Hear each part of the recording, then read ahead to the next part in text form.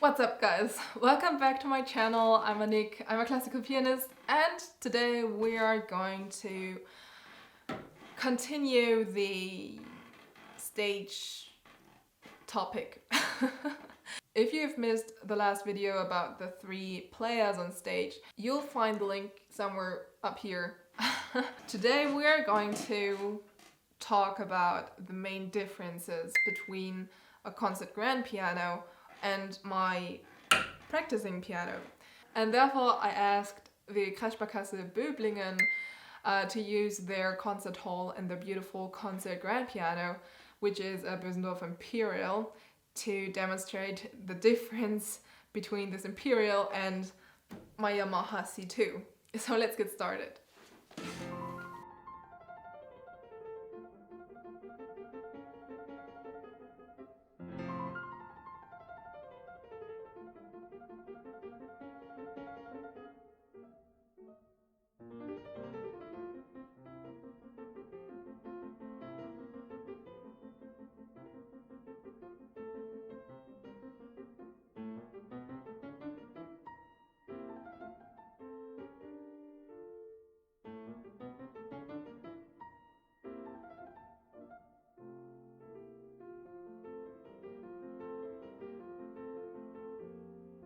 Okay, now let's talk about some facts, like obvious differences between the concert grand piano, in this case the Bösendorfer Imperial, and my practicing instrument, a Yamaha C2. My Yamaha C2 has a length of, I think, 173 centimeters and is 149 centimeters wide, while the Bösendorfer Imperial, which is again a very special instrument, it is about 290 centimeters long and 176 centimeters wide.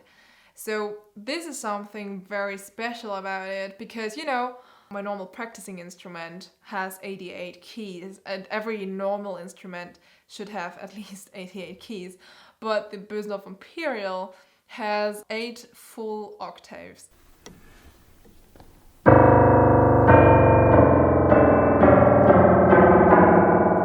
So 97 keys. The first Bösendorfer Imperial was built because of Busoni, who needed some extra keys in the bass for a piece he was composing. For normal piano literature, you won't use these extra keys, but they have a very positive effect on the general sound of the instrument because these extra keys, these strings of these extra keys are swinging when you're playing. And also because it is very, very wide and a very big instrument, there is more room and more space to swing. So the sound itself is getting much rounder and fuller.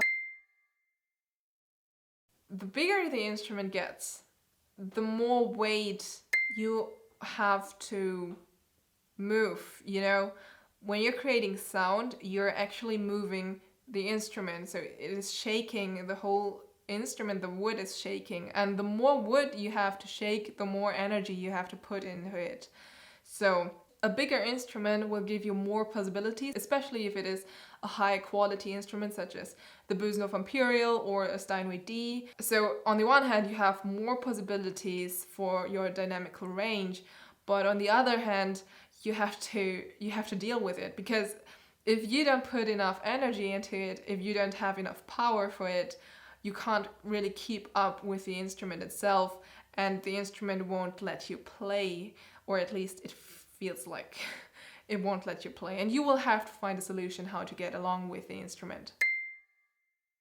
Now, the rest is pretty similar. I mean, you have keys, and the mechanics of the keys is similar or the same, and the pedal is the same. Like, I mean, the function of the pedals are the same. A main difference between the concert piano and your home piano is that you have this board here. And normally when you play by heart on stage, you don't have this board here anymore.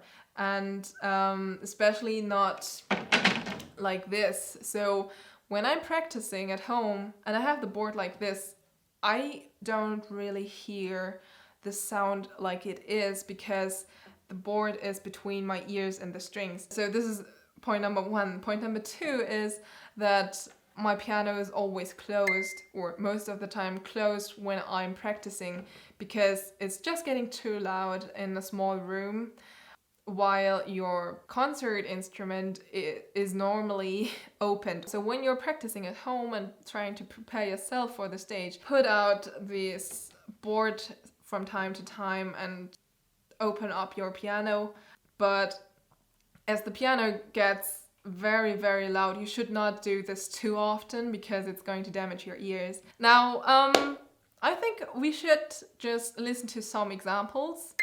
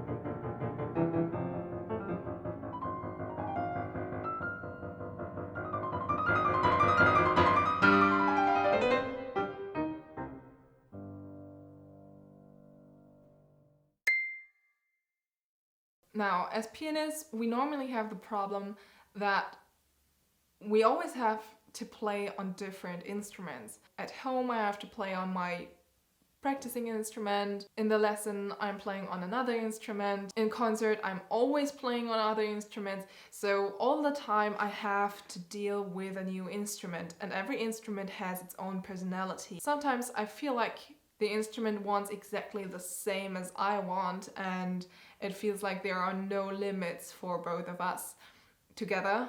But sometimes I can feel that the instrument wants something completely different than I want, and we have to fight a little bit, or like to discuss, let's say to discuss, until we find a solution that works for both of us. And this is something very interesting because you have to find a solution that fits the piano and the piece, of course. And it's pretty important for us to also train this, how do I connect with the instrument very quick. I mean, sometimes you only have a couple of minutes, and others wanted to test the instrument as well, especially in competitions. Therefore, it is important to have a lot of experience with different instruments.